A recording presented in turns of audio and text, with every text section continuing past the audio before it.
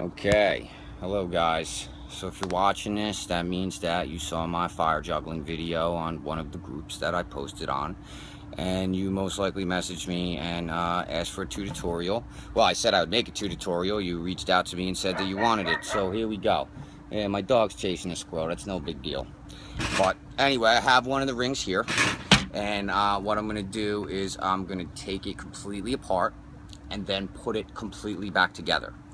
So first we're going to go over tools that you will need to make these rings. Alright, you need a couple little pairs of channel locks, or you could use 2 little adjustable wrenches, any kind of pliers. You need 2 of them. 7/16 deep socket nut driver. By the way, I will probably list all this stuff out in either the comments or I'll send it to you all privately, however I get this worked out. But 7/16 deep socket nut driver. Going to need a pipe cutter to cut copper water pipe, 1/2-inch copper M or copper L. You're going to need a hacksaw, possibly a sawzall. I don't recommend it. You should do it by hand, maybe a little cheese saw, but the hacksaw seems to work best for me. Alright, you're going to need a screw gun with a nice drill bit. You're going to need a 7/8 drill bit, and it's going to look like this. This is not 7/8, it's smaller. I actually don't have the bit that I used because I broke it, and I need to get a new one. But it's going to look like this. You want to use a metal boring bit or a wood bit, but you're drilling through plastic, the plastic ring. By the way, actually, the first thing I should have went over is if you want to make fire juggling rings, you're going to need juggling rings. Alright, I bought these from Renegade Juggling. As you can see, this one's got yellow there. This is actually a yellow ring. I just put duct tape on it. I got glow-in-the-dark black light duct tape from Walmart and made these stripes, one solid. You know, you don't have to do that. You could paint them, but I'm going to recommend using the tape or something else to cover them because they're going to get burned. I had another set and they were melting. I had them painted and they were a little lighter. I also had thinner rod. But when I dropped, the rod would bend, and this thing would be all crooked. So, we'll go over that in a minute. Okay, so, I bought these from Renegade Juggling Equipment. Type it into Google, and then click on their ring section. The Renegade's passing rings. 1 inch thick by 14 in diameter, I believe. But, you'll see them. I will attach a link in the comments, or I'll send it to you privately. So anyway, once you buy these rings, I think they were only 10 bucks a piece. You ordered them, the guys in California. It took like 6 days to get my stuff. Anyway, I took my screw gun and I drilled. First of all, you want to measure. I measured from here to here with a tape measure. That's the one tool that I didn't get out of my truck. But everybody has a tape measure or a ruler. So you want to measure from here to here. Alright, and get it as center as possible. I believe it was 2.5 inches or 2 5/8.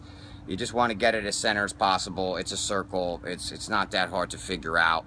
So that's what I did. I measured a tape measure right from here, right to there, whatever the half number was. I think it was 2.5, 2 5/8. I made a little pencil mark.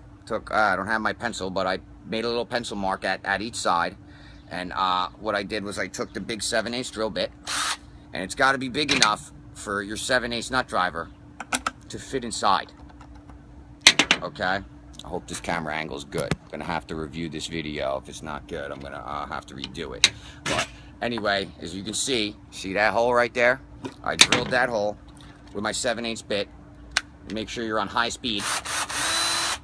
That's low speed. Low speed is for putting in a screw. High speed is for drilling a hole. So you drill the hole.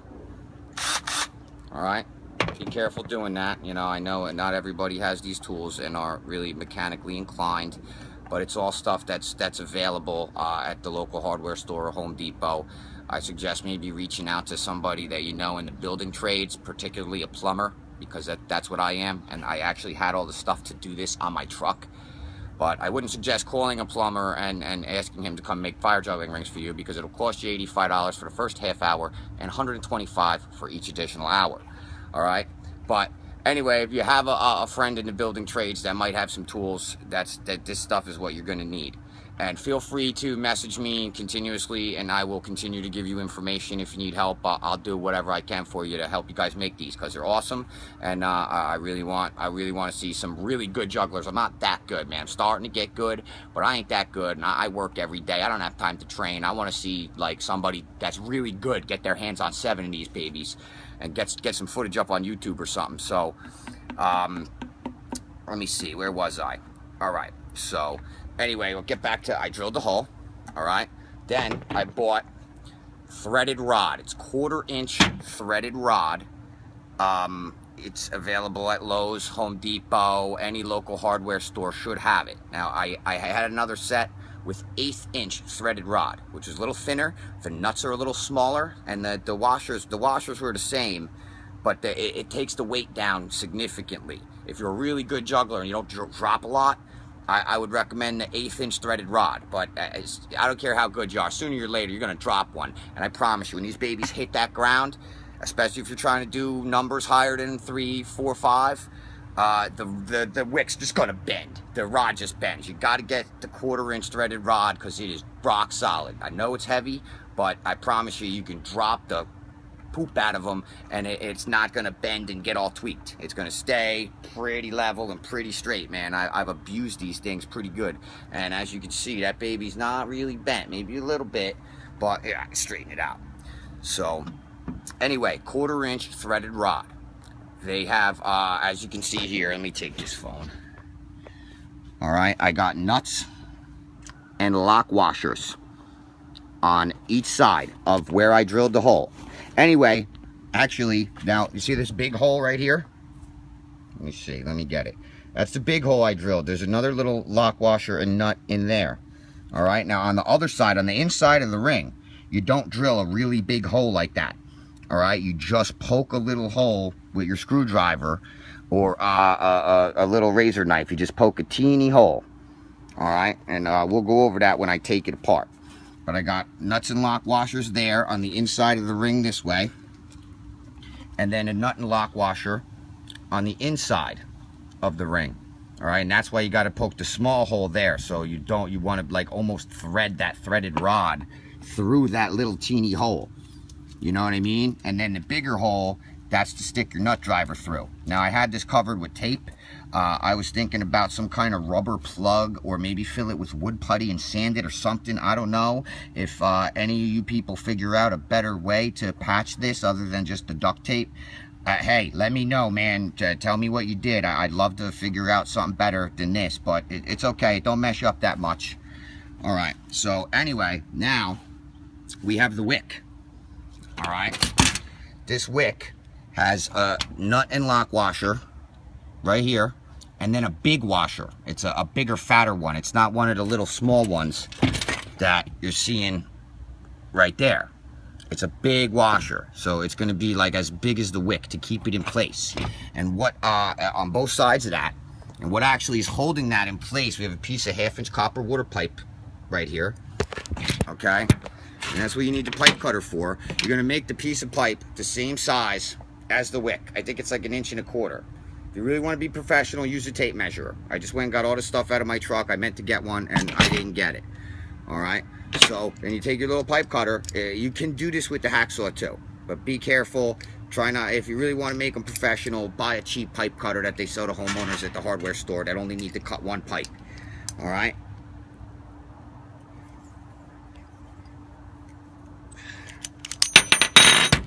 All right, so this piece of copper, like when you're putting this together, it actually slides over top of the threaded rod. Okay, and we have the nuts and lock washers both ways. It's kind of a pain in the butt. You got to put it together the right way. That's why I'm going to take this whole thing apart and then put it all back together so you can see how it works. But anyway, this piece of copper slides over this threaded rod, and then you clamp that baby in place with nuts and lock washers on both sides. And this wick here, the wick is a regular juggling torch wick. Renegade has juggling torches. I'm actually going to put a link in with the torch pack replacement wicks, the same ones that I bought. I'm going to put the links in there. So anyway, I have self-tapping sheet metal screws. Take this phone. you can see that little end. That's a self-tapper. So it actually is like a little mini drill bit on the edge of the screw that actually drills into the copper. Okay? Drills into the copper. You go through the wick. See how this screw's coming out?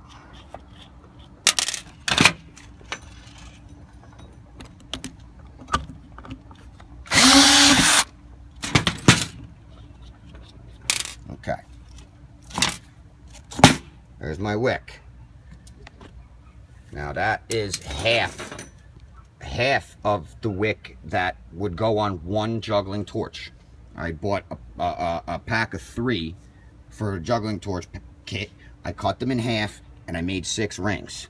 Okay, so as you can see how that copper there, you could use a piece of aluminum, I mean any kind of metal pipe that you could slide over there that you can get a self-tapping screw through will work. But the 1/2-inch copper seems to work really good for me, so I would suggest trying to buy a 2-foot piece if you can. I mean, you only need, you know, 6 1.5-inch pieces. So if you can get, probably got to get a 5-footer or a 10-footer, whatever, you know. But if you look around, you can find a piece of 1/2-inch copper water pipe somewhere. So anyway, now we're gonna get to actually taking it apart. Let me set the phone back up here. Now what I'm going to do, I showed you the big hole that I drilled. I'm going to take my nut driver and stick it in there and on-thread the nut that's inside there. Now what you got to do is turn it up like this so the nut comes off in your nut driver, and then the washer is going to kind of be stuck in there. Alright, now I got it out. There it is. Now that's going to be your biggest pain in the butt, is getting these washers and the lock washers and the nut. There's 3 of them. I got a nice washer like this, a lock washer, and then the nut. That's the hardest part of making these, is getting that in this hole. And here's how I do it. I put this in here, the lock washer on there, and this on there. Well, you know what? Let me take the rest of it apart, because I'll show you exactly how I do it. I have my little pliers. Once I took the nut and washer out here with the nut driver, now the inside nut, took my pliers, loosened it up a little bit, on-threaded it. I spin it around and stick my nut driver back in that hole. Now I'm turning it up, on-threading the nut and washer in there nice and slowly. Because what's going to happen, you're going to lose them in here, and you're going to be shaking it, you're going to be doing the bajinga, trying to get it to fall out.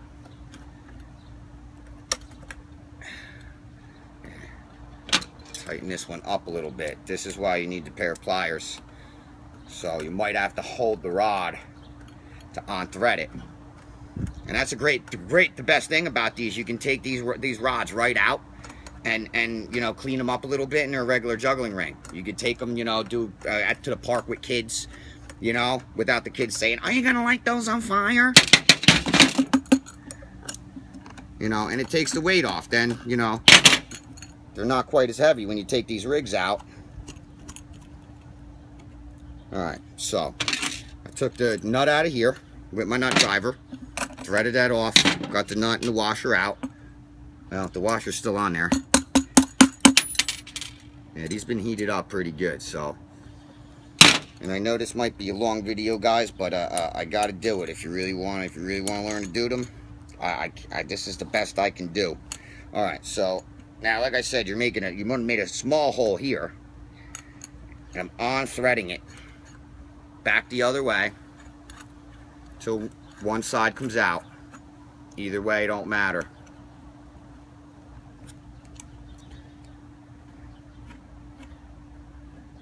I won't go any further without this.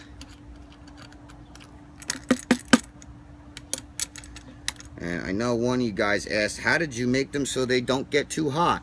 Dude, I didn't. They still get hot. The trick to not letting them get too hot is keep them moving. And if you're going to stop for a second, turn them like this. Alright, so I unthreaded it till one side comes out. Now I can thread it the other way. Turn to the side a little bit where it's not going in the hole. and then the whole rod will on-thread right out of there. That's what I'm saying about, you just want to poke a teeny tiny hole on the inside that the rod will actually, like, you'll have to sit there and thread it through. And I know not everybody is mechanically inclined. That's what I'm saying. If you got any friends